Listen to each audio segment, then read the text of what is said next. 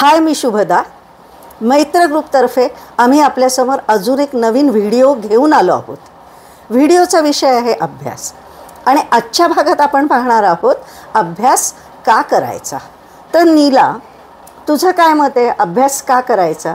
अभ्यास हा आनंदासाठीच करायचा. अगदी बरोबर, आनंदासाठीच केला पाहिजे. आणि आनंद दोन प्रकारचे असतात, नाही का?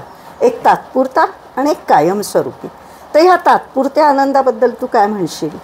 तात्पुरत्या आनंदासाठी मी एक उदाहरण देईन.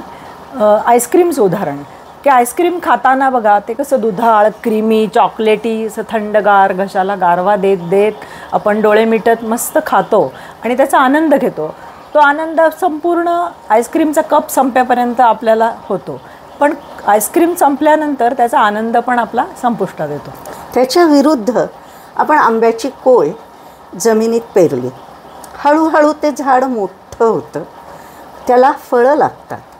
आणि तुम्ही पहा, ती फळं आपण, आपली मुलं, आपली नातवंड, आपली पतवंड, म्हणजे दीर्घकाळ ते झाड आपल्याला फळ देत राहतं. आता हे जे झाड आहे एवढं भक्कमपणे उभं आहे, त्याचा मुख्य आधार काय आहे?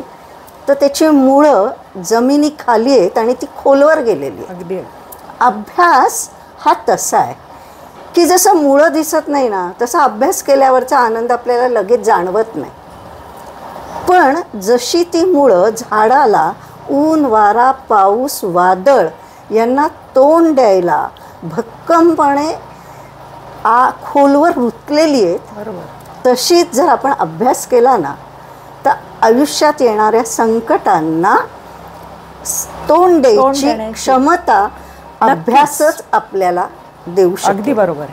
मला त्याच्यात अजून एक उदाहरण द्यावं असं वाटतं, की आपण एखादी मोठी बिल्डिंग पाहतो, म्हणजे आपण त्याला आता टॉवर म्हणतो, की 40-50 मजली बिल्डिंग आहे, अतिशय सुंदर बांधकाम असतं त्याचं, त्याची उंची आपण बघत राहतो, ती किती सुंदर बांधलेली आहे ह्याच्याकडे आपलं लक्ष जातं. पण त्यावेळेला आपल्या लक्षात असं येत नाही की त्या उंच बिल्डिंगच्या पायाखाली अतिशय मोठा सखोल पाया घेतलेला आहे, पक्का पाया घेतलेला आहे, आणि त्या पक्क्या पायावरच ती इमारत अशी दिमाखात उभी आहे. तसंच अभ्यासाचं पण आहे, की जेव्हा आपण एखाद्या विषयाचं ज्ञान घेतो आणि ते जेव्हा सखोल असतं, पक्कं असतं, पुन्हा पुन्हा केलेलं असतं, तेव्हा आपण त्या अभ्यासाच्या आणि ज्ञानाच्या जोरावर आपण यशाची उंच उंच शिखरं गाठत राहतो. अगदी बरोबर आहे. म्हणजे अभ्यास हा कायमस्वरूपी आहे. अभ्यास हा कायमस्वरूपी आनंद आहे. सतत करा, सखोल करा, आणि मुख्य म्हणजे तो कृतीत आणा. धन्यवाद.